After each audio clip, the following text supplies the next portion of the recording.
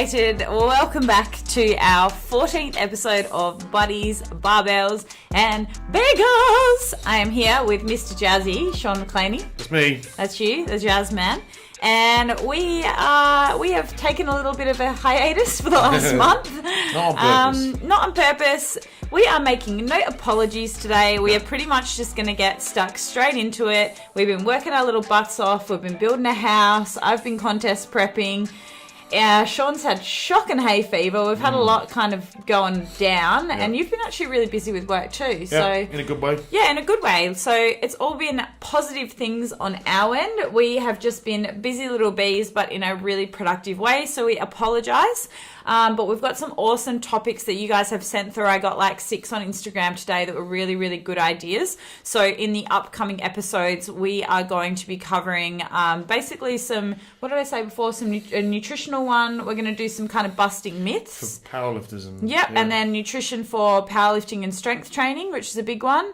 There's definitely a few cool topics coming up. And if you guys ever have any that you want us to cover, just send us an email. All of the details are in the link below. So slide in my DMs. Oh, slide in my DMs, child. Sounds really creepy. Not ladies though, just men. Nah, just the dudes. No, seriously, guys, we really appreciate you guys when you let us know what you want to hear. But today, what are we talking about? Well, we want to go into the mindset and challenges that you go through in a contest prep. And really, it's kind of dieting as well. When you're going to like the depths of dieting.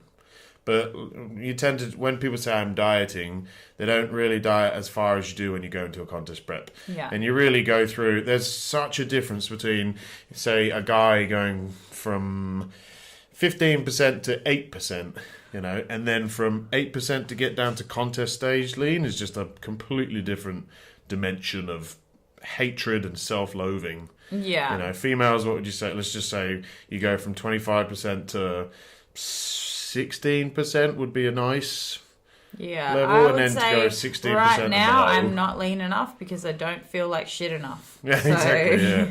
I still know I've got a bit further to go. Yeah. Yeah. If you feel really, really good, then you're probably not lean enough.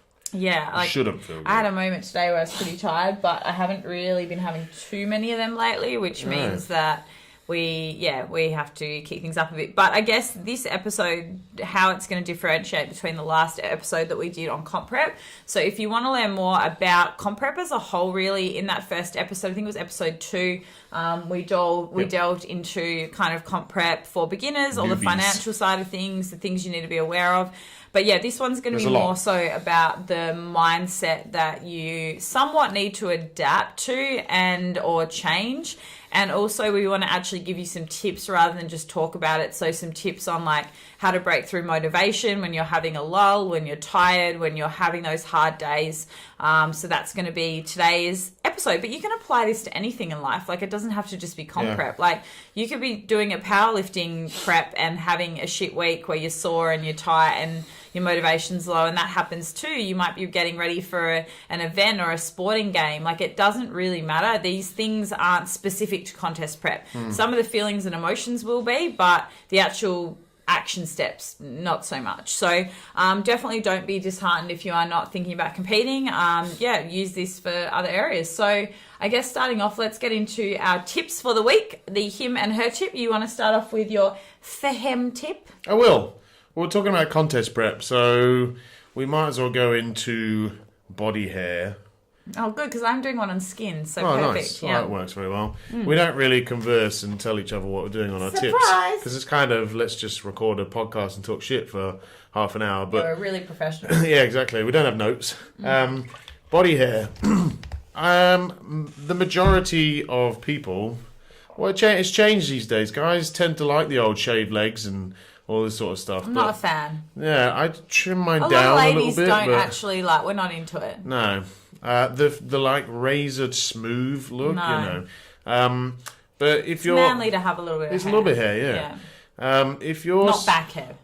Oh no, no, not into that back hair. No. That's good because I don't have any. Never dated anyone with back hair, and I haven't hit puberty yet, so I don't have a single chest hair. I feel like that's like that'd be like a female having a moustache. Like, it's just like the one Back thing. hair? Yeah, the one thing that's like a no, like a hard no. You just offended a lot of people that have back hair. Just some people are into back hair, like No hairy one- men. I'd like There's to know. men that are into hairy women. DM us if anyone's into back hair, because Send us your best back hair picture I mean, maybe somebody likes it to like to Alice's DMs. to like hold on to or something. Oh, I yeah, don't know. grip it tight. What about the woman's mustache? All right, let's get Anyway. back. Let's get back. So it's if you're someone that's very hairy, I would, as soon as you start contest prepping, start shaving then. Yeah, we had girls ask about this the other day in our client group, and we Oh, were yeah? talking about. Remember, we were talking about shaving and waxing, and like what you should do pre-comp prep. Oh yeah. So you shave everything. I'm a shaver, but the one thing I do not like shaving because I have a weird thing is my armpits. So I wax my armpits if I Did you can. wax them for last Or no, I didn't, but I forgot. But previously I have. Who's hairy on I stage? just couldn't be bothered, yeah. No, it's, I mean, I haven't hit puberty, so I don't really... You don't if really I have shave much my armpit hair, hair, yeah. it's gone for 6 months. Yeah, yours is like kind of like bum fluff hair Yeah. over your armpits. I can brush my arm and all the hair comes off. Yeah. But yeah, if you're someone that's super, super hairy, as soon as you start prepping, start shaving because you want to know how frequently you need to shave. Because once it gets close to stage time, you have no fucking idea how long it's going to take for that hair to grow back. You could shave 3 days out, and then all of a sudden on contest day, you've got all this stubble all over I haven't you. shaved in like 2 weeks, so I should probably... Yeah, I know, I can see. No, I shaved for a photo shoot the Oh, other day. yeah. Well, it's coming back. Maybe yours comes back a lot more frequently. But, yeah, see, like me, for example, I can shave a week out.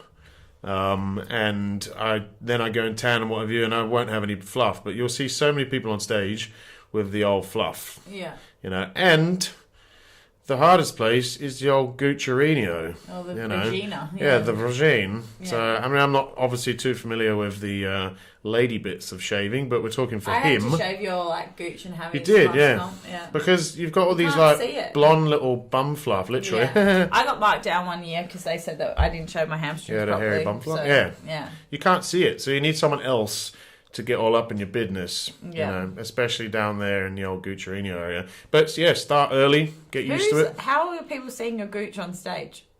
I wear a banana hammock. That covers It goes the gooch. right up the crack, but then it goes around your balls, and it's still only the size of a G-string in Yeah. that Gucci area. Like, you don't need to shave your anus. Like, really. Oh, you should anyway. Makes it much easier to poop, Okay. you know. Anyway, let's whiz through So these that's my tips. tip for him. It's not a bad one. Go for it. Awesome. Okay. My tip for her this week was one that I have been going and getting some facial work done, not plastic surgery. Got some new cheeks. Yeah, got New some nose. No, I've been going and getting some natural therapies done on my skin.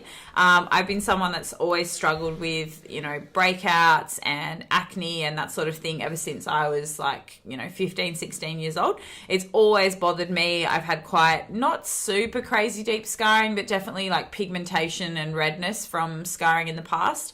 And I've been seeing a lady lately who is awesome. If you want her details, just DM me. But she's in Perth, Holly, and she's like the best beauty therapist I've ever gone to. And she has been doing some skin needling and different things on my face. And the big interesting thing that she said to me was she went through my skincare routine. And I said, I don't understand, but like I'm 30 years old and I still have sporadic breakouts. And she was like, okay, well, show me through your skin routine, you know, what you use. For starters, there was a few makeup brands in there that she was like, yep, definitely don't use that. So MAC, one of them, any of their foundations, powders, facial products, that's a big one for anyone with oily skin and breakouts. There's a lot of crap in their products. So Damn. I stopped using MAC, That's although my I love brand. their lipsticks, and lipsticks are fine. Yeah, I love them too. But the big one she said to me was do not moisturize before you train. And I always used to think that I was doing the wrong thing by not putting moisturizer on underneath my makeup. So when I go to the gym and I go to like film, generally I'll wear a little bit of makeup on my face if I know that I'm going to, you know, be recording or whatever. And also I've always been very self-conscious about my skin. So generally I'll put a little bit of makeup on when I'm going to do weights, not so much cardio. Concealer. But yeah, something on there, which I want to move away from. That's my goal by doing these skincare regimes. But yeah, she said, you know, do you moisturize before you go and sweat? And I was like, yeah, well, I put moisturizer on and then I put my foundation on. And she's like, well, there's your problem. So I definitely listened to her, and she said, you know, the best thing to do if you are going to wear makeup in the gym, girls, is a light coverage, use some mineral makeup. So I've switched to Too Faced foundation. That has been the best foundation for me. I haven't had any breakouts from it. And then I use Bare Minerals mineral makeup just as like a loose setting powder. No moisturizer under that. And she said, as soon as you get home, wash your face, get it all off, because gyms are grubby and disgusting. And also be careful with touching your hands to your face when you train. That's another big one. You'll get a cold sore. You'll get something. You'll get herpes. Yeah. So just be careful in the gym with what you're touching and then putting up to your face. Even your drink bottle, like you're undoing it with your hands and you've just touched your dumbbell. True, yeah. Like all those little things. If you get a squirty drink bottle, great. Or use the hand sanitizers between sets. So that's my little tip this week. Is definitely a lot of the problems with skincare come from hygiene, but then often not. Like I used to actually overly wash my face. I'd wash it like 5 times a day because I had breakouts and I thought that was the cause. And then I did the opposite. So it's that fine line of like, yeah, take care of it, but also don't aggravate it. But yeah, if you need any more help and you're also someone that struggles with that, let me know, because definitely the skincare regime she's gotten me onto, plus some of the needling treatments that we've been doing. Like Give her a plug. Have you noticed Give a difference? her a plug, because I think I honestly do, and like I'm very skeptical of this sort of stuff. Because I never wear makeup around Sean. Yeah. And your skin is actually a lot better. Yeah, you thought I had Botox done, but it just it's weird. Your skin's clearer and it's smoother. Yeah. As well, so less sort of redness and less pigmentation. All that malarkey. Yeah. Yeah. Absolutely, yeah. So Holly at Your Beauty Clinic Perth, thank you so much. As you guys said, I don't get paid to do this. I don't get a plug or anything. No. But if you do go and see her, I know she'll take care of you. And the biggest thing I like about Holly is that she actually gives a shit. Like she'll message me after I get things done and be like, "How are you feeling? Do you need any help? Do you want to send me photos?" Like all of that. And that's what you want. You don't want someone that's just going to take your money and go. I'm sure that well, that's exactly what someone else said as well. Yeah. They said that she gave them Demi, gave her lots of products and stuff to really help aftercare. Yeah, she gave her enough samples so that she didn't have to buy them just to try them, because she'd already spent a lot of money on products before and been ripped off by someone else. So yeah, really, really big thank you. So I'll keep you guys updated on that. But anyway, let's get into it. So do you want to start off? In terms of like what have been like when you've comp prepped? Let's say going back to probably like your mindset shift from your first show to like your last show. What do you think you're most neurotic about with like your first ever comp prep? The things that really you were, concerned about. I mean, the first one was obviously the fear of the unknown more than anything. I didn't know whether like I was going to be competitive even in the slightest, because like I was coaching people but I'd never got up on stage myself, so you always have that neurotic thing where you see yourself as a guy slightly smaller and less gains than you actually have. Girls, you just see yourself as fat. Probably still think you're fat, but I would say it changed in terms of my first comp. I just thought I was super skinny and didn't have enough gains and what have you. Into my last comp, it was like, look, I know I've got the mass, I need to get the shreds. So let's go back. So when you say like the fear of the unknown, because I think that's a big one, and I think that's an important topic to touch on, because my girls say that to me all the time. They're like, I'm scared that I'm not lean enough, or I'm scared that I'm not this. And even as a coach, when you say to someone like, I've got your back, we're doing the best we can, like it's still a little scary because you don't know what's going to happen on the day. So how did you kind of, I guess, get through that? I think one of the best things I did was not Insta-stalk people. Well, Instagram probably wasn't even like a thing then. Do you even have an account? Yeah, I had that picture of one cheeseburger, remember? I had a picture of one cheeseburger and 178 followers. That's a good ratio. Yeah. It was still like people would go and Facebook stalk their competition, who's doing that comp. Yeah. Insta stalk them as well. And I didn't do that. So I didn't really get overly neurotic about who I was competing against. Once I knew, all right, because I wanted to. Yeah. And I thought, especially for your first comp, I think this is important. Yeah. But I would have just dug myself into a big hole of like, oh shit, and Instagram and Facebook, everyone filters this and makes themselves look amazing. It's your best angle. Yeah, exactly. So I didn't do that, and I thought that was a good thing. So don't stalk your competition, It's good to know kind of like who you're competing against. If you're at a point where you've done a few comps and you're very confident in yourself, I think that's the difference between my last comp was because I'd won quite a few, I didn't mind Insta-stalking. Yeah. Because I had that semi-confidence in myself that, look, I'm not going to get up on stage and look shit and out of place.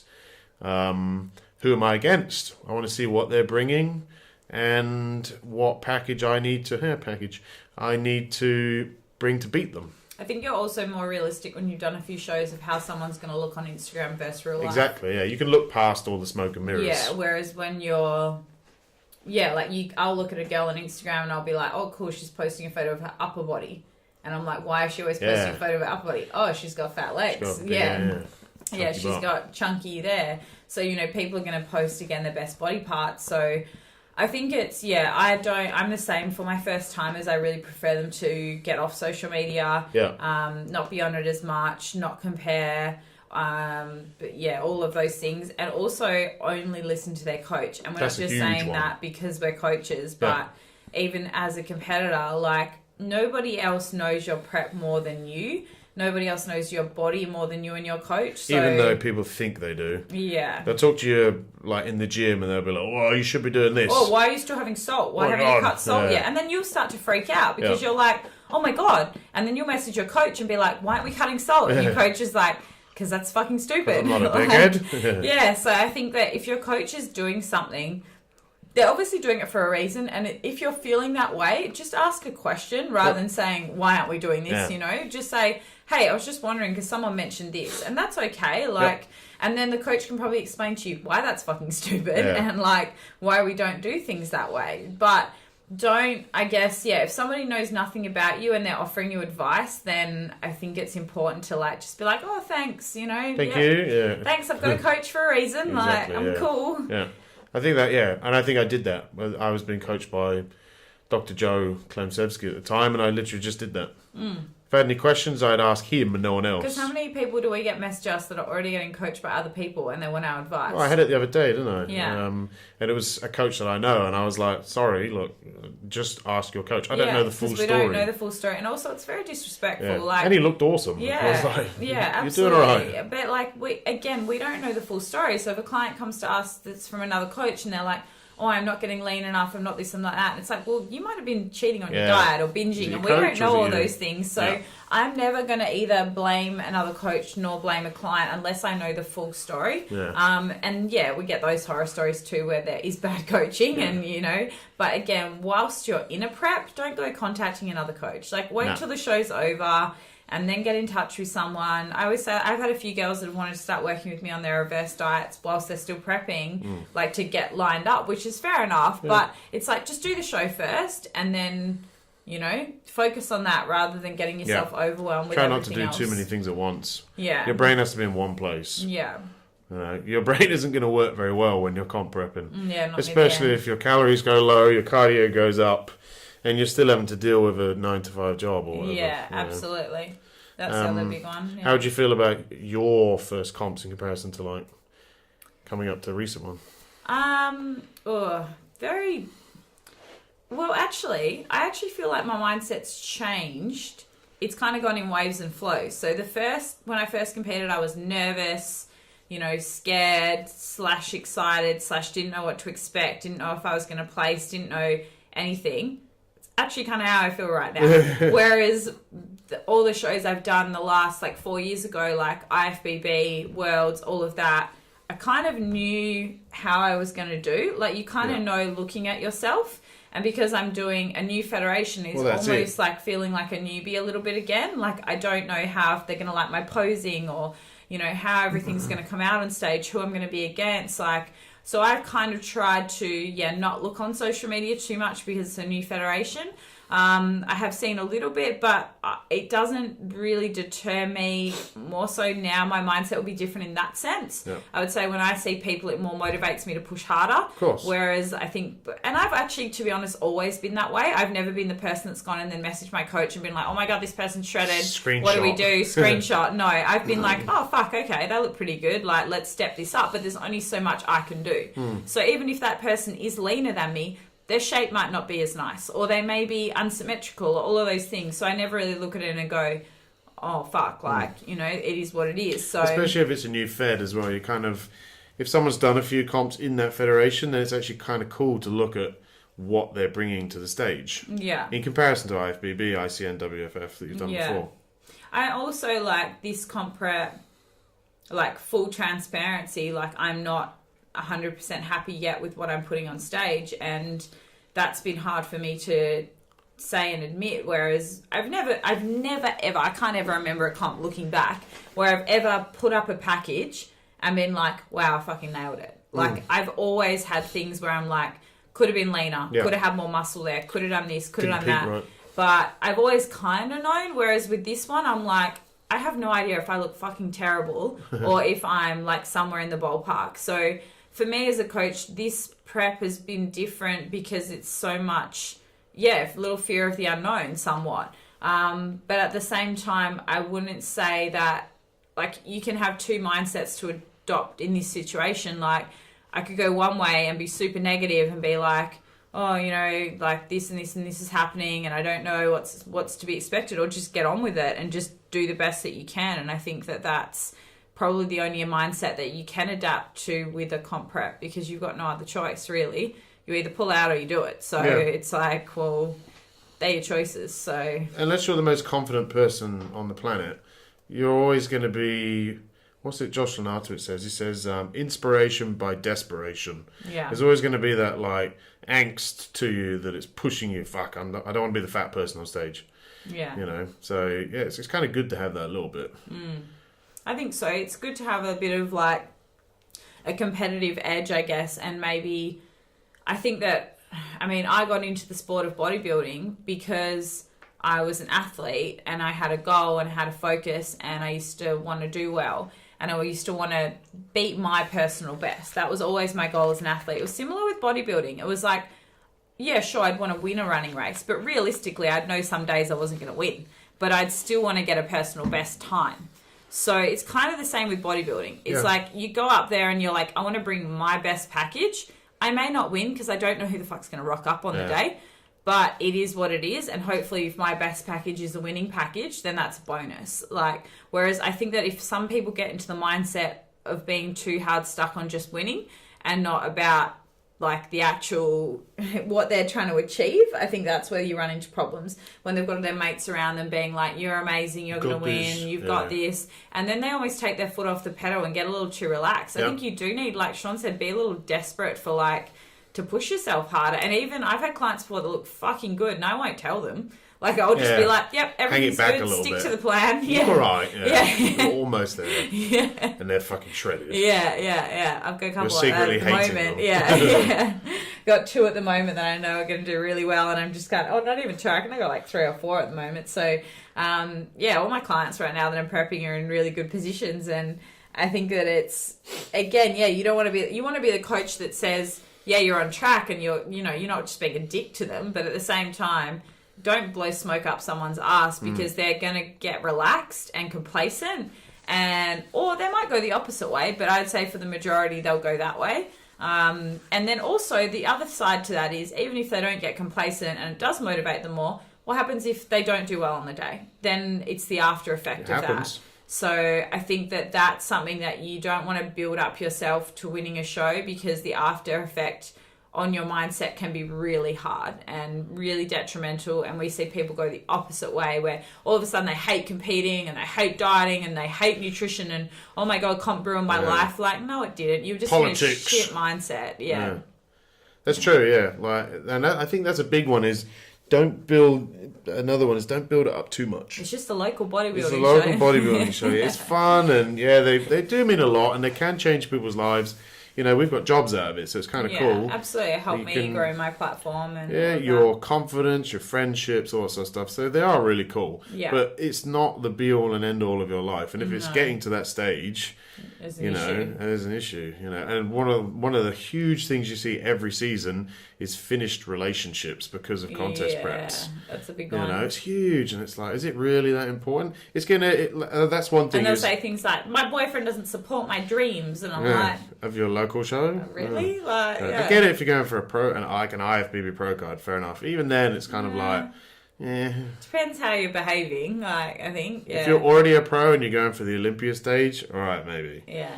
But you still doesn't give you permission to be an absolute fuckhead. Yeah. But don't build it up to be too much, because it is just a local show. And exactly that, the come down after that, if you don't win, is going to suck. Not only that, but you're going to be embarrassed, because if you're the person that's been going on social media being like, train harder than me, Yeah, push harder I than hate me. that.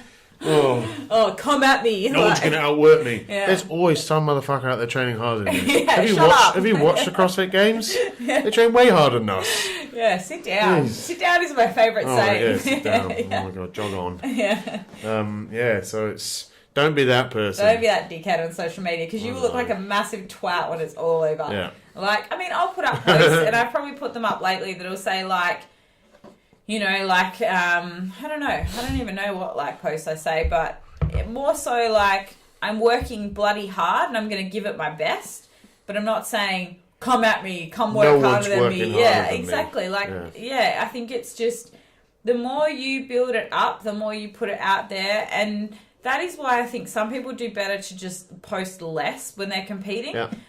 If you feel like it is starting to get a little bit overwhelming, then just don't post. Yeah. Like, if you're someone that doesn't need to do it for work, like it's not your job, you're not in the fitness industry, I would almost just say get off social media completely. Don't feel the need to post up your progress. Don't feel the need to do any of that. Just be quiet and like just let the hard work shine for you. Like, I wasn't actually going to post anything about this comp prep. I was going to keep it super quiet because I didn't really, I don't know. I think who I work with, a lot of my clients aren't comp prep. And a lot of my messaging the last 4 years has been about powerlifting and, you know, empowering women and not being all about body image. Yeah, and I was almost strong in other ways. Yeah, I was a little concerned that people would read into it the wrong way and think, well, why is she getting in shape again? Why is she getting shredded? Is it because, you know, she doesn't love herself or some bullshit like that? When it's like, no, I just want to fucking push myself and see what I'm capable of and see what's underneath. Competing. Yeah, I do. I enjoy the stage. Like, I love it. Like, it, you know, it's fun. But I think that if it wasn't my job, I would definitely probably do this in a bit more silence. Like, because I also have really kind people who message me and be like, I can't wait to hear your next comp update. I can't wait to see progress. And I'm like, oh, sorry. Because the other thing is when the last few weeks of prep, like my social media has been pretty dismal lately. Most of it's been sweaty gym selfies because that's my life at the moment. Yeah. Like, I don't have time to like get Sean to take a nice photo of me or like do my hair and makeup because I'm getting sweaty in the gym again that day. So I think that if it's stressing you out posting on social media and you don't have the time for it, say you have a 9-to-5 job and then you're trying to take a photo and do this and do that, and you're setting those expectations that you have to do that, then just don't fucking do it. Too much on your plate. Yeah, you barely posted when you were prepping, really. I didn't post at all, no. Like, to me, I'm kind of the opposite. I don't excessively enjoy being on stage. I do. I enjoy it enough to do it. Like, it's good fun, and I piss about You're on a good stage. poser, Yeah, I do enjoy it, but it's not... For me, I just like... Because I get pretty fat in my off-season. We both do. Yeah, we enjoy food. It's good to know what you've actually built and what's underneath. That's kind of my main one, yeah. I say one of the things is you shouldn't, as a guy, if you're going to do bodybuilding, this is not women. If you're at a point where you're over amassing phase, so making gains, and you just want to diet, then you're probably ready to contest prep. Yeah. You know, if you're still like, I could push for more size and blah, blah, blah, just keep pushing, you know, because you're probably not ready to prep yet. But yeah, I just like to see how shredded you can get, you know, and I probably needed to be a bit more shredded last time. I think that's the thing is we were quietly confident because I don't Instagram stalk that much. We probably should have more. I should have stalked more. Paid more attention and actually been on social media a bit more. But I think also, but we didn't know who was going to. Like, I was bigger than I'd ever been before. I was 86 kilos on stage. You're also doing ICN, and I was doing ICN, and then which I don't think a federation. I just don't think you suit ICN. No. So I don't get that super shredded lean like that bastard Alan Mel who beat me. Yeah. He gets fucking lean. Yeah. You know, it looks awesome. It's just a very different look to me. So yeah, we'll see what future comps go on. We're going off topic, so let's go back to the mindset side of things. I would say, like, because I've got this for guys, but what do you think women go through in stages of prepping? Like, guys have the stages of skinny. I would say women just feel fat for 90% of their comp prep. Really? And then maybe the last week or two, they're like, oh, fuck, I look all right. Like, yeah, I'd say... Because you start putting a tan on. Yeah, so old Laura Lacey, old mate, shout out to one of my clients. She's fucking hilarious, but she... Crazy Irish. The crazy Irish, yeah. So, me Irish, I can't do an Irish accent. Say something in an Irish accent. Potatoes. So she has, it's her first comp prep at the moment. So let's use her as an example. And her confidence has been up and down. She's not the most naturally confident person in the world. And this is part of the reason why we actually got her to compete. Because I thought it would help her get out of her shell. She wanted to do it. I'd never push a client into it, but I encouraged it when she mentioned it. And I thought, yep, this would be great for you. She's just started in the fitness industry as well. It'd be good for her to, show her clients what she can achieve and blah, blah, blah. And the whole comp prep, she's been very like, I don't know, should I pull out? I'm not going to be ready, this, that. Never really felt great. And then all of a sudden she had to do this photo shoot last weekend and she was freaking out about it. And she was like, everyone in my gym looks amazing. It was for the gym she works at. And she was like, and they're all water loading and carb loading. And I said, but we're not fucking doing any of that. And she was like, why? And I'm like, because your comp's more important and that's a week later. And you don't need to. We can't fuck around with things this close to the goal that we've been working on for 30 weeks. Yeah. So anyway, we kind of just brought her into the photo shoot. I just said, it's in the morning, just don't eat a lot, just go in quite like flat and dry, whatever. And she sent me like a photo and she's like, that should look fucking good. She's like, God damn. She's like, I didn't know that was me. Yeah. So got some makeup on, a hair done, a tan. Yeah, Irish love for this. an Irish tans. person, yeah, it's a big thing. That fair skin. Yeah, so, and now she's finally like in peak week and she's feeling confident and she's happy and that's what I want. Like, we have no expectations, but for females, honestly, if you are competitive, you will probably feel like you're not ready for the entire comp prep. Would you say that's the standard reaction of females then? I don't ever have a client that's like... So there's no out of the ordinary I'm for ready. Laura? Like, actually, probably with clients... Like, so my other client, Amy, for example, Amy just did America and Amy won't care about me saying this. Yeah, but she had 3 shows in a row. So the first one wasn't really planned. The first 2 weren't planned. America was the goal, which was only a few weeks back, Amateur Olympia. And then she said to me about 16 weeks out from that show, which was 12 weeks out from these other shows, can I do this other show? And I was like, yeah, it's fine. Like, you haven't competed in a while. Probably good to do a couple of shows. We'll see what we can do in getting you ready. And I think it was about 2 or 3 weeks out. And she did a photo shoot and everyone was saying, you look amazing, you look great. And she had so many people around her telling her how good she looked and how lean she looked. And look, don't get me wrong, Amy looked fucking amazing and she won't care about me again saying this, but the thing was, in my head, she still had a way to go and she still had more body fat there, and that she's someone who gets very lean in like her arms, so it makes you appear lean when your shoulders and arms are very lean, and her back, but her midsection was still holding a little bit of weight, and her legs. And so even she said to me, no, like, I feel good, like, I'm feeling great, it's the best I've ever looked. And I was like, okay, like, if she's saying this, like, I was like, I think we could probably push a little harder, but that's fine. So we kind of cruised into the Melbourne show. We actually carved her up a bit, which I don't normally do a hell of a lot for her. And she spilled over and looked a little soft. And I was like, fuck, I should have gone with my gut instinct, which was she needs to be leaner. Yeah. So we brought her in leaner. A week later, flattened her out in peak week. She looked 10 times better 1 week later for Singapore. Yeah. And, it's a learning lesson on both ends, because I like to listen to the client.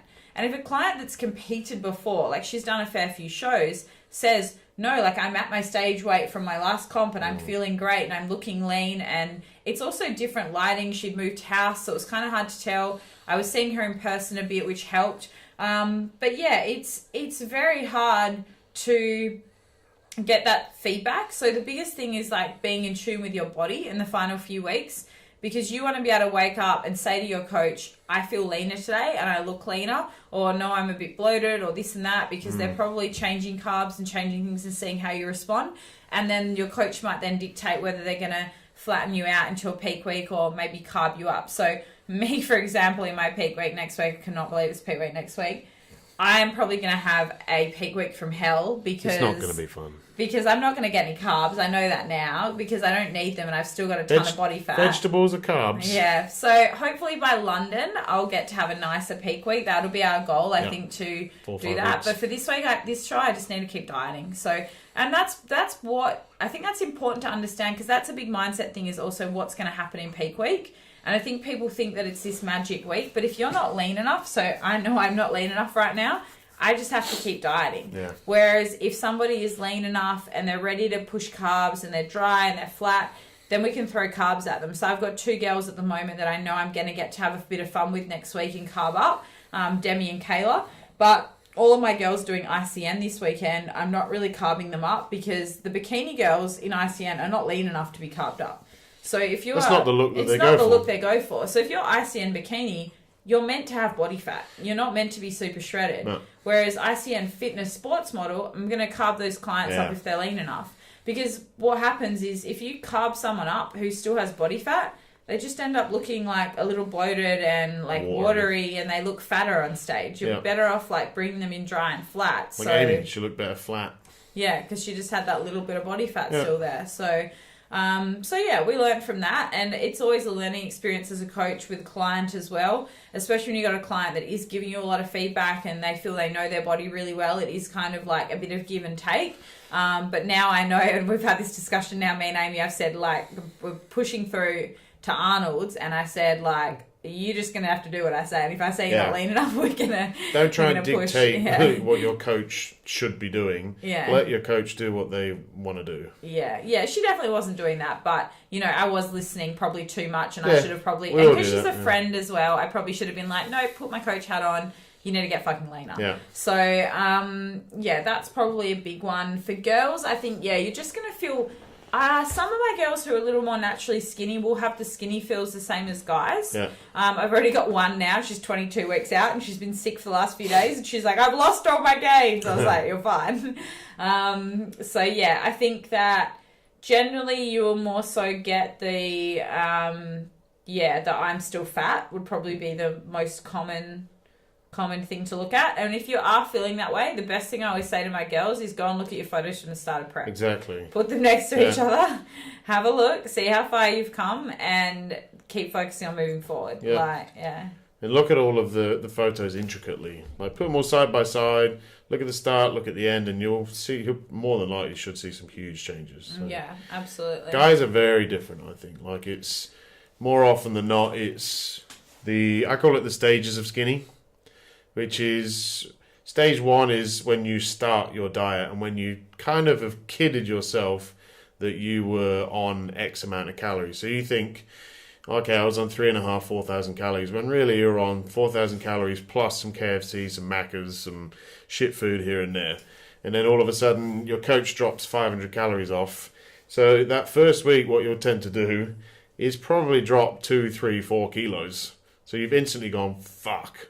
Whereas girls may not drop for the first 3-4 weeks, and then they're like, Because you're a bit more neurotic with your calories in terms of like... I think girls probably under-eat in their off-season. Whereas guys, we just lie. So like you're going to drop a huge amount of kilos in that first week, and you're going to say to yourself, that's my gains. I've just lost my bicep, when in fact, you've just taken like 3 or 4 massive shits. And less water going in and less food going in, because you think about it, if you go from 5,000 calories, like I started my end of my off season, I was on 6,500 calories a day. So you think about the weight of 6,500 calories, bearing in mind that a kilo of rice is 300 grams of carbs. Yeah. And I was on 900 grams of carbs a day, so it's 3 kilos of rice. So you're probably looking at about 5 kilos of food a day. So if I chop that down to 4.5, which I think is the first thing we did, all of a sudden I'm a kilo lighter. Yeah. So that's your first stage. It's not muscle, it's less food. Then all of a sudden you'll start to feel fat. So it's like, I've lost weight, I'm starting to feel fat. It's kind of that skinny fat stage. Yeah, because you're at the skinny fat stage where your weight has dropped down 5, 6, 7 kilos already, yet you're not lean. You know, so it's then you've got to push on with that. And you'll all of a sudden start to get this like, okay, I'm getting skinnier, but I'm getting leaner. You know, you start to see some veins, some striations, all that sort of stuff. And then you get to the point where you're close to comp. And it's always about 6 weeks out, I find. You're starting to see, okay, I'm pretty fucking lean now. Or you want to pull out. And 5 or 6 weeks out, you're like, I'm pretty fucking lean, but am I lean enough? So that's your panic state. For me, it's always 6 weeks out. I panic about 6 weeks. And I'm like, I don't know if I'm lean enough. Mine's always about 4. Too small. Oh, yeah? Yeah. Yeah. And then you start to really see it all come together well. And then, it should. Besides the prep I'm doing right now. But then, and then because you know that you're getting close to stage, then you start to get leaner. And because you're getting leaner and you're starting to lose the fat around the joint between the tricep and the shoulders, the bicep and the shoulders and the traps, you start to look bigger. So it's all illusions. So that's kind of how the guys work, I think. And that's almost all of them. Yeah. We're kind of generic. Yeah. It's definitely a lot easier to prep guys than girls. Yeah, girls are far more neurotic. I think that the big differences with males and females is that mentally, well, that helps, but mentally for girls, we have so much more hormonal fluctuation. So if you, like, your weight can fluctuate a couple of kilos around a menstrual cycle. And if you're prepping and your sole focus is like scale weight, then that's going to fuck with your head. This is normal life as well. I just had this with one of my clients. She just felt all like crap in her stomach. And she thought it was the food and whatever. And I asked her literally one question. I was like, when is your monthly? And she's like, in 2 days' time. There you go. And I'm like, for fuck's sake, you should know this by now. Yeah, exactly. And then 3 days later, she's like, my abs are back. Yeah. I'm like, oh, God.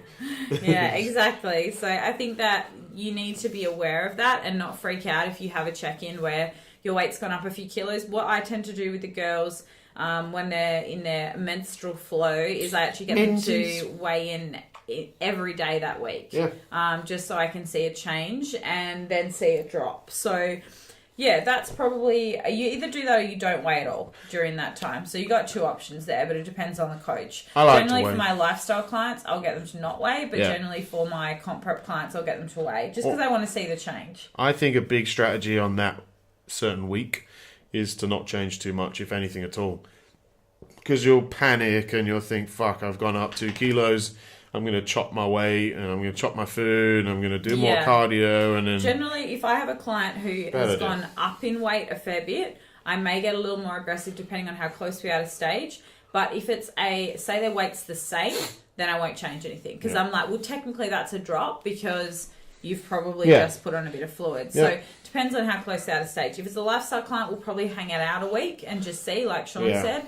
But if we're like 6 weeks out or something, then we probably do need to maybe just like add a huge cardio. Or we may just pull back on carbs a bit just to drop even a bit of water. So, but I think that, they're not the be all and end all. Also look at the photos and see if you can physically see anything. And if you can just see bloating in the midsection, then I'm like, that's cool. But if you can see other areas, Alina, like look at other places. That's your womb. Yeah.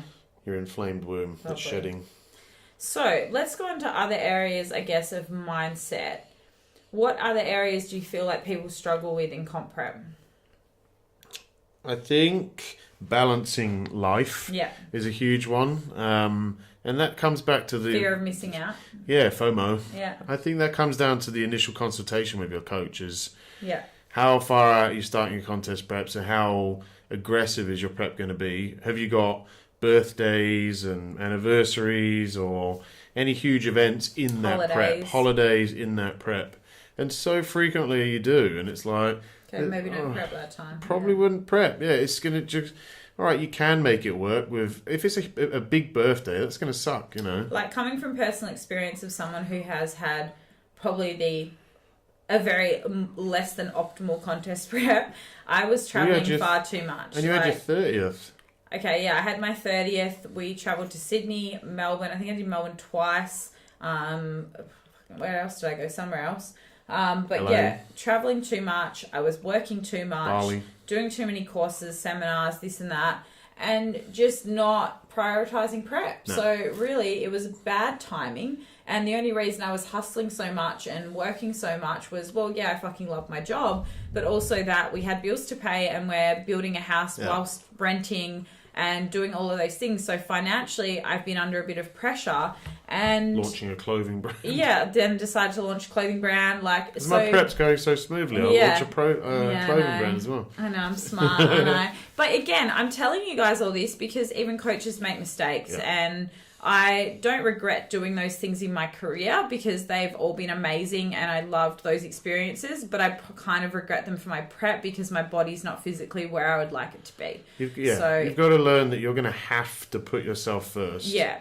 There's a huge amount of selfishness. I'm not very good at that, which I've learned. But I used to be really good at it, which is the funny thing. That's why I used to prep really well. Yeah, that's why I used to get really shredded. And I think that's interesting because it makes me show that I've probably grown as a human being in the sense of what fulfills me. I think that comp prep and getting lean used to fulfill me and getting compliments off people about how shredded I was and all of that. And I also used to see it as a way of, it helped my business too. But now I know that my business can be successful without contest prep, and that people want to work with me because they know I'm a good coach regardless of how lean I am myself. So I think that my priorities have shifted. I'm also like enjoying building a house, spending time with you, spending time with my dogs, like, you know, thinking about having children. Like, there's just other things in life. And I think that's a clear warning sign to me that once these few preps are done, like I'm done. Like I'm done prepping forever. Like I won't get back on stage. And I'm not saying that I'm hating prep. Absolutely not. And I'm excited to get back up there, but I just know that this is kind of like my last hurrah, you know, unless I got a pro card or something, then I might do a pro show, but I doubt that. I don't expect that to happen the first time in a new federation either, but you never know. So you haven't got the pressure of that on you, or you're not putting that on you, but yeah, you've got a lot coming up. And then also if I don't get it, I've got, like I just said, all these other things that I'm actually not, this is the first time in my life I've never been scared about the post show. So that's probably another big thing mindset wise. A lot of clients freak out and they worry before they've even come off stage about what's going to happen after the show. Yeah. Am I going to binge? Am I going to get fat? And this is the first time that I'm not scared of that, because there's so much fulfillment in other areas of my life that I'm actually excited, which is funny, to get those like couple of hours of training a day back just to work more and just to give more to my clients and give more to my relationship with you and to give more to painting a house and like all of these things. I'm not like, oh, I'm going to give more to eating food. Like that's not really and when's my next on my list. Yeah. Whereas like before I'd be looking up food porn and getting excited about the things I was going to eat. I've barely even done that this prep because I've kind of just been like, I do look up Pinterest at things for the house, but I don't really look up anything besides that. I go like online shopping instead of food porning. I used to love to watch the food cooking channel. Whereas I'll go on like YouTube, how to DIY a pair of curtains. Like, makeup. Yeah. I've been doing house ones lately, but I think that that's the biggest difference for me. And that's probably one massive positive mindset wise, is that you need to have things that are fulfilling you in other areas of your life when you come out of a show. Otherwise, you're going to be screwed. Don't prep for just that one thing that's going to fulfill you. Yeah. If you've got nothing going good for you in your life, the prep's not going to fix it. Yeah. It's not going to hurt per se. But you need to make sure that you're not dead set on this being the thing that turns your life around. I think that's why some people do back to back preps why I did and comps. Initially, Yeah, got nothing else to do. Now you got a shitload to do. Yeah. But it was the same as me. Like when we planned on me doing my comp and then going to nationals, by the time I was about 6 weeks out, my own business was getting busier. Yeah, you're quiet at the start of I was prep. quiet, and then I was getting busier and busier and busier, and then it was like, you know what, I'm enjoying being really busy, so I don't need to do nationals. Yeah. So... Yeah, and it was like, again, the kind of financial side of things, we were like, well, we've got some fences and shit to pay for, so if you're loving work at the moment, and that's the thing, like, we enjoy our jobs, so for me to not do a show because I'm excited to get back into my work, that's not a bad thing. Like, if you hate your job and prep financially is a massive stress, but you also hate your job, then that's a problem. Like, because if you hate job, but then you're stressed out because you need the work because it's paying for prep, then that's an issue. Like, yeah, absolutely. I think that, you know, you just want to make sure that all of that sort of thing. So again, if you need more on the financials, that was definitely that first episode. But yeah, we're not going to make this a long one today. So I would say, like, so that one is, make sure that there's no birthdays, there's no huge events, there's no huge parties in your prep, because it will suck having to miss that. Yeah. You know, so, but there's like, at the same time, you can still go out for dinner and lunches and stuff with your friends, but your prep needs to kind of dictate where you go, unfortunately. So, so if you want to go to, if they want to go to, I don't know, we're going to get a burger. Greasy burger place. But you can go to Grilled and track it. You go, you meet them in the middle. Okay, I can go and get a burger, but it has to be at this place because they do decent burgers. Yeah, and your friends, to be honest, like if you've got good mates who aren't like shit blokes, then I think that you can pretty much just say to them, I'd love to go out and meet you, but is it cool if I just have a coffee while you guys eat breakfast or whatever? Like, people are fine with it. They don't care. It doesn't affect them. As long as you're there. Like, I've done that several times lately where I've gone to meetings and things and people are like, oh, it's a lunchtime meeting. I'm going to have lunch. And I've just had a coffee. Like, but I actually find that's quite nice. You like shutting yourself off to the world for your whole prep, and not even going out for a coffee sucks. When you actually just get out of the house and get out of contest prep mode and just go socialise and have a coffee with someone, even if they're eating, you still feel like you've done something. Absolutely, especially if you work from home like us and all of those things. But yeah, I think that your mindset, the whole summary of it really is you just have to focus on the positives. Like if you're sitting in prep and you're sitting in sulking and being like, oh, I'm missing out on binge drinking with my mates on the weekend and I'm missing out on this and that, and you're focusing so hard on the things you're missing out on rather than how your body's changing and what you're achieving and how you've never done this before and how you're ticking so many personal goals, then you probably shouldn't be comp prepping. No. So I think, shift the mindset to, rather than the FOMO aspect, what you're getting out of this and how you can make the most of it, because you might never get the chance to do it ever again. Yeah. You just don't know. I think you've changed your body for, if you reverse diet and all that properly, then you can be in such a better place.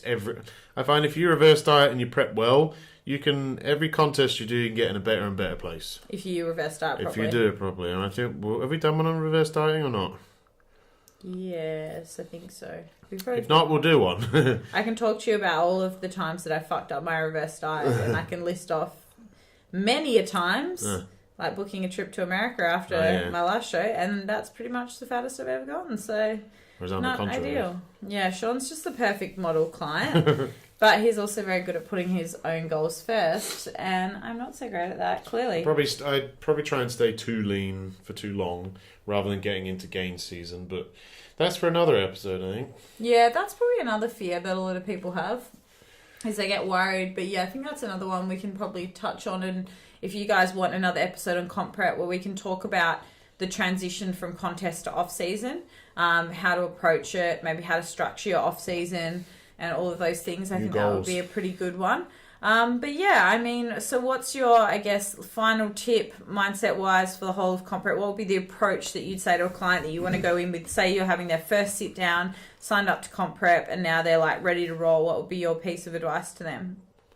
I want to be excited to work with someone. If someone's very negative and I find out the reason why they're prepping isn't a positive reason, I just won't prep them. Like, they won't be with me. So I would say the reason why... Your coach isn't there to be a punching bag. No. And that's what we get sometimes. And do you know what? I don't give a shit about your money sometimes. Yeah. If you're... All right, I've got bills and stuff to pay. Do we. But like, but it's like, I want to be excited. I hate working with someone that's just a drain. Oh, yeah. And they're just going to be negative. So you need to come to me in a positive mindset and really excited to prep and be in a really, really good place and ready to go for this. Yeah, at the end of the day, like, it's a service. You don't go to, like, I don't know, another service and sit there and whinge the whole time. No. Like, it's just not what happens. That's a psychologist. Well, you should be going to a psychologist probably than going to your coach. But yeah, get yourself in the right mindset before you start. Absolutely. Yeah.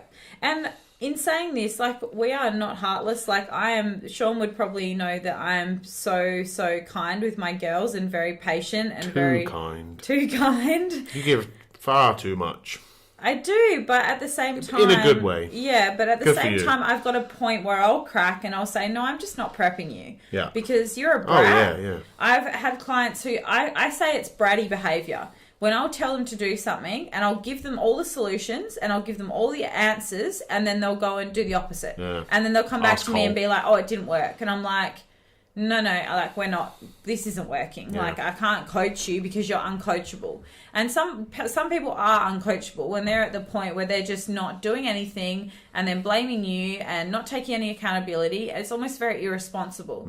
And they're not people that we want to work with. So we want to work with people who...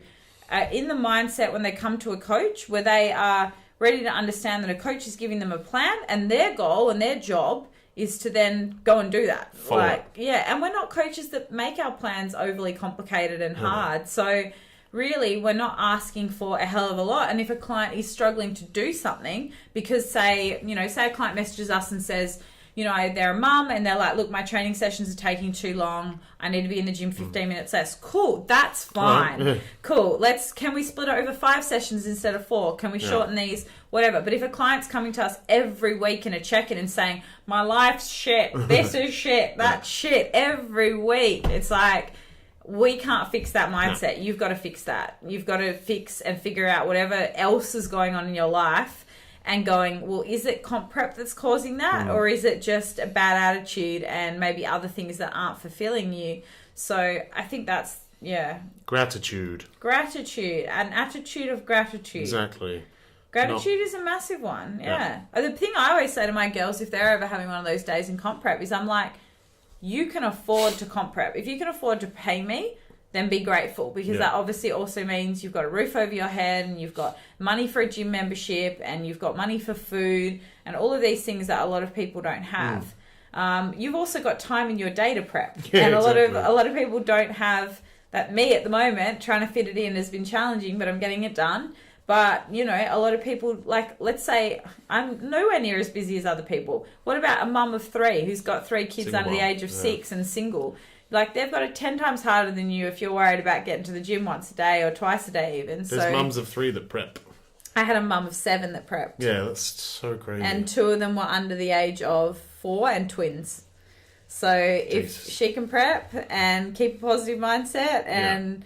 She was lucky she was someone that didn't have to do much cardio because she was running around after kids all day. because her NEAT was through the roof. But, she still ate her food when she had family dinners and her husband was supportive and her kids all came to the comp and it was really cool. Like, I think that, again, it just comes down to the attitude that you want to have with it. Do you want to make it harder for yourself or easier for yourself at the end of the day? Like, you can make that choice.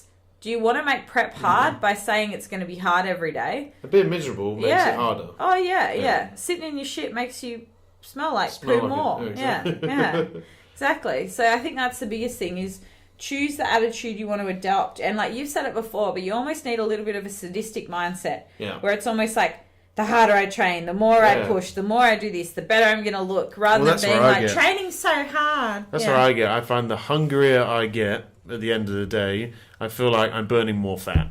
Yeah. So I think Cliff Wilson calls it embracing the suck. So I'm like that with cardio. Like, I will push myself harder on my cardio rather than going in and being like, oh, I'm on low calories, I'm tired today, I'm going to take it easy. So I'll be like the opposite and be like, well, I may as well push as hard as I can because I want to burn as many calories in the shortest period of time. Yeah. So yeah, I think that's a big one is you've got to decide what mindset you're going to choose. Are you going to be a brat and feel sorry for yourself and dig yourself in a big hole, or are you going to go, fuck yeah, this is cool. I'm seeing my body change. I'm putting in the work and things might not be perfect, but hey, I'm going to give it my all and do my absolute best. A, you chose to do this, and B, it's for a short period of time. Yeah, and it's also not easy, and you just have to accept that before you go in. Yeah.